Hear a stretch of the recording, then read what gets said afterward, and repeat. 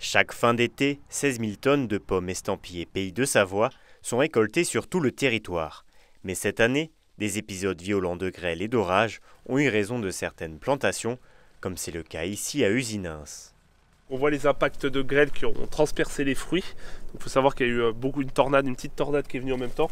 Et on voit que les branches, ils sont déchargées des fruits. Les fruits sont tout pourris. Donc voilà. Donc on se rend compte que sans les filets par la grêle, il y aurait zéro récolte. L'entreprise familiale Tissot est l'un des plus gros producteurs de la région.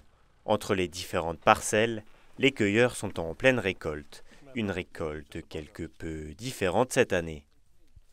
Comme il y a le triage, comme ils sont grêlés, il y a un peu plus de travail.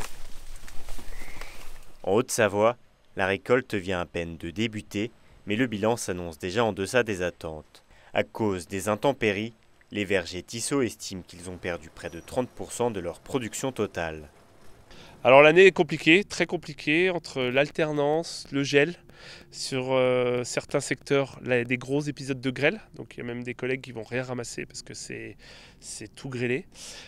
Donc non, on a la malchance d'avoir, ça fait plusieurs années où c'est compliqué de produire dans nos départements. On voit que le changement climatique est de plus en plus impactant pour nos productions. Les pommes et poires de Savoie seront récoltées jusqu'à la fin du mois d'octobre dans les vergers de la région.